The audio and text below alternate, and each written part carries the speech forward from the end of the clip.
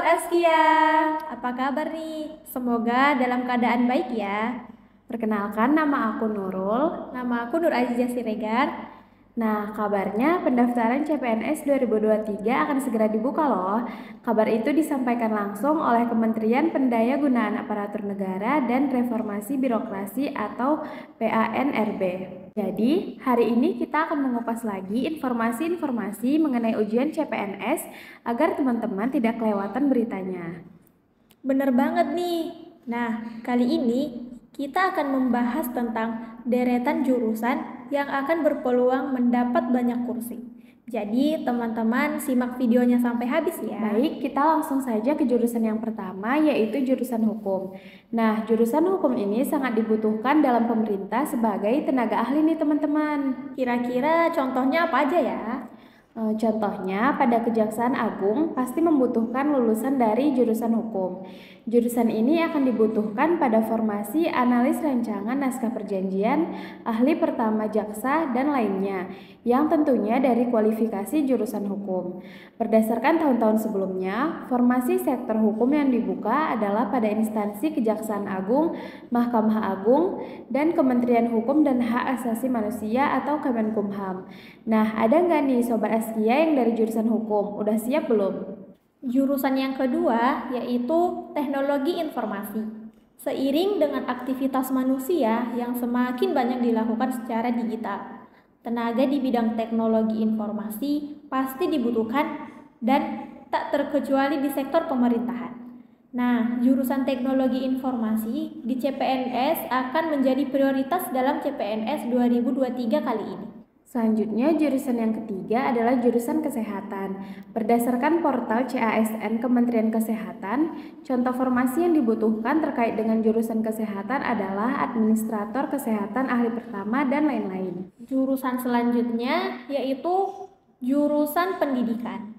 Nah, jurusan pendidikan juga memiliki peluang yang besar nih.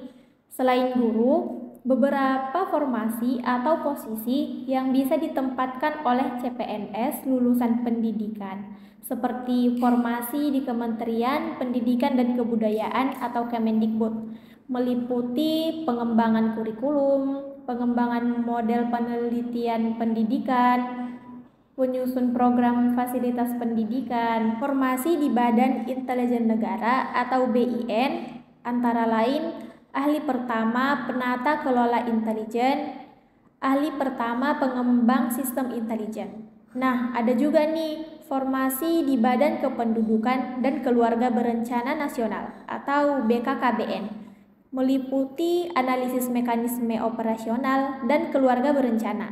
Selain itu, formasi Direktorat Pendidikan dan Agama yang terdiri dari ahli pertama perencana. Selanjutnya, jurusan kelima yaitu jurusan bahasa asing. Lulusan dari jurusan bahasa asing seperti sastra Inggris, sastra Prancis, sastra Belanda, dan lainnya akan dibutuhkan pada instansi Kementerian Luar Negeri sebagai staf diplomat. Peluang selanjutnya yaitu jurusan yang keenam adalah jurusan politik dan pemerintahan. Jurusan politik juga menjadi salah satu jurusan yang berpotensi besar dalam seleksi CPNS kali ini loh. Beberapa tempat yang bisa diisi oleh CPNS lulusan jurusan politik yaitu Badan Intelijen Negara atau BIN, Sekretariat Jenderal atau Setjen DPR RI, dan Badan Informasi Geospasial. Selanjutnya, jurusan yang ketujuh ada jurusan teknik. Jurusan teknik akan dibutuhkan untuk mengisi formasi PNS di pemerintahan, seperti teknik informatika sebagai ahli pranata komputer. Bukan hanya pada teknik informatika, jurusan teknik lain pun akan dibutuhkan. Misalnya pada Badan Siber dan Sandi Negara atau BSSN yang membutuhkan penyusun respon insiden keamanan dengan salah satu kualifikasinya yaitu S1 Teknik Elektro. Jurusan yang ke-8 gak kalah menarik juga loh, yaitu jurusan manajemen. Jurusan manajemen memiliki banyak kesempatan menjadi PNS di sektor pemerintahan. Misalnya pada Kementerian Luar Negeri yang membutuhkan lulusan S1 manajemen untuk perencanaan, arsiparis, penata kanselerai, analis kelembagaan, dan sebagainya. Selanjutnya ada jurusan psikologi. Lulusan dari jurusan psikologi juga berpeluang mendapat karir menjadi PNS, bahkan di bidang pemerintahan. Misalnya pada Kementerian Luar Negeri yang membutuhkan lulusan S1 psikologi untuk mengisi formasi asesor SDM aparatur, analis pengembangan kompetensi, analis kerjasama diklat, analis kompetensi tenaga pengajar, dan sebagainya. Yang terakhir nih, ada jurusan ekonomi. Jurusan ekonomi ternyata dibutuhkan juga loh, sobat. Jurusan ekonomi banyak dibutuhkan dalam sektor pemerintahan, baik lulusan ekonomi pembangunan sampai akuntansi. Sebab di sektor pemerintahan akan membutuhkan tenaga ahli keuangan dan lain sebagainya.